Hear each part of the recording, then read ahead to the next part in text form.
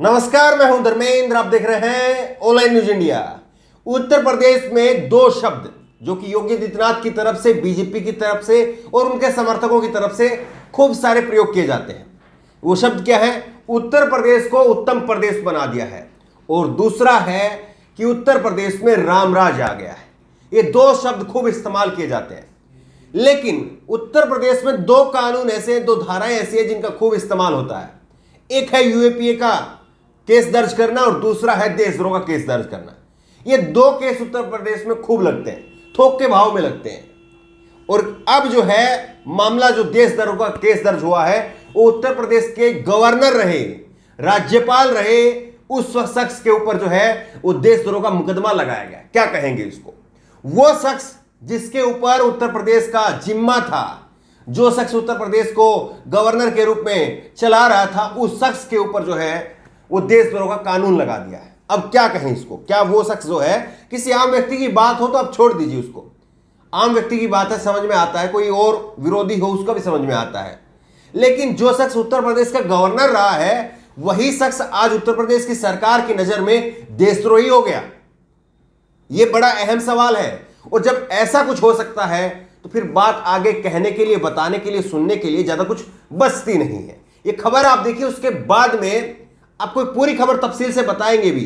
और जिस तरह से इनके ऊपर मुकदमा दर्ज हुआ है, क्या इसी को आधार बना करके किसी और के खिलाफ भी कोई एक्शन होना चाहिए, वो भी आपसे पूछेंगे। ये सब खबर आप देखिए, अमर उजाला की खबर है।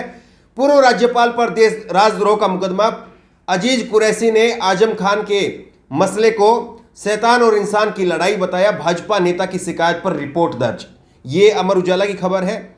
इसके साथ में लाइव हिंदुस्तान की खबर आप देखिए, आजम के खिलाफ योगी सरकार से एक्शन पर यूपी के पूर्व राज्यपाल कुरैशी बोले, इंसान और शैतान के बीच की जंग, दर्ज हुआ मुकदमा।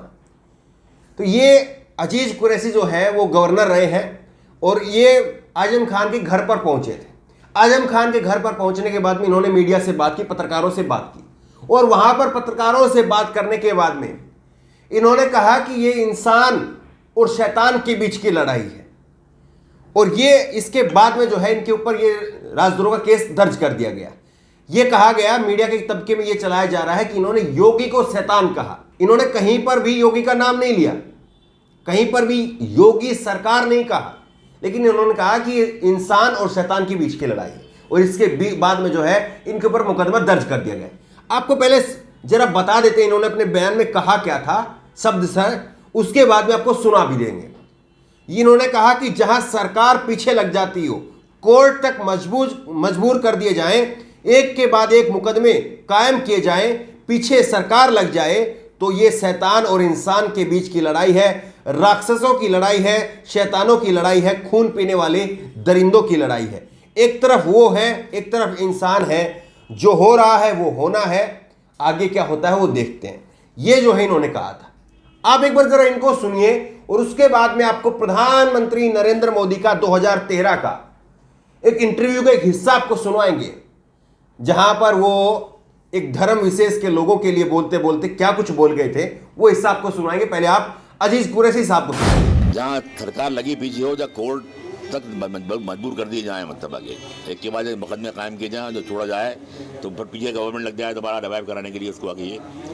ये शैतान की और इंसान लड़ाई है, मतलब राक्षसों की, राक्षस शैतान खून पीने वाले दरिंदे, ये तो एक तरफ वो है, एक तरफ इंसान है, मतलब उनकी लड़ाई है। जो उसमें होना है वो हो रहा है, देख रहे हैं आप लोग। अजीज कुरैशी ने यहां पर कहा कि ये इंसान और शैतानों के बीच की लड़ाई है। उन्होंने योगी का नाम नहीं लिया, लेकिन उनके ऊपर देशद्रोह का केस दर्ज हो गया। अब इसी चीज को आप पकड़ करके रखिए, जो अजीज कुरैशी ने कहा है उसको आप पकड़ करके रखिए, जो जितनी बात हमने बताई है उसको पकड़ करके रखिए। अब दूसरा हिस्सा आपको एक दिखाते हैं नरेंद्र मोदी जी का।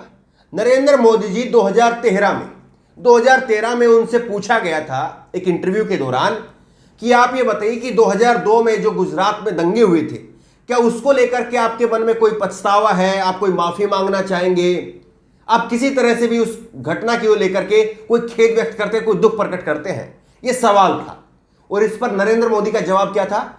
नरेंद्र मोदी का जवाब यह था कि अगर आप कार में कहीं पर कहीं जा रहे हैं, उसमें आप पीछे बैठे हैं, ड्राइवर कार चला रहा है और अगर कोई कुत्ते का पिल्ला भी अगर टायर के नीचे आकर के मर जाए तो दर्द होता है, दुख होता है।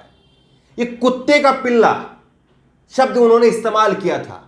और कुत्ते का पिल्ला जो है वो किसके लिए कहा गया था?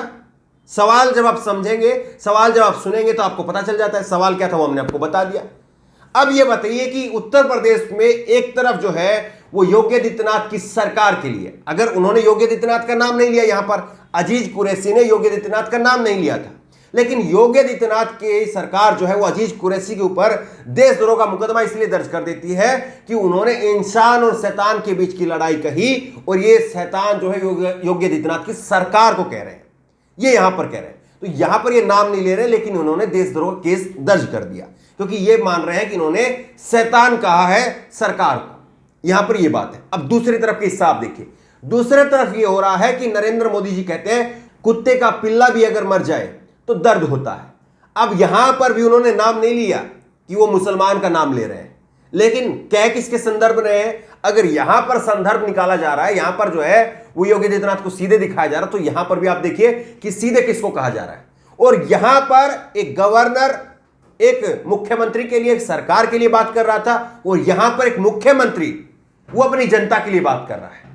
और अटल बिहारी वाजपेयी ने कहा था कि प्रजा प्रजा में फर्क नहीं होना चाहिए, लेकिन दोनों तस्वीर जो है वो आप अपने ध्यान में रख करके देखिए। अब आप जो है वो नरेंद्र मोदी जी का ये जो इंटरव्यू का वो हिस्सा है वो आप देखिए। कोई भी व्यक्ति, हम अगर कार चला रहे हैं, बड़ी सी बात कर ली जाए, आजम खान को लेकर के चूंकि ये मसला जो है उसकी शुरुआत हुई थी, आजम खान के घर पर ही गए थे। आजम खान को लेकर के योगी आदित्यनाथ का जो प्रेम है कुछ ज्यादा ही है, वो शायद दिखता है।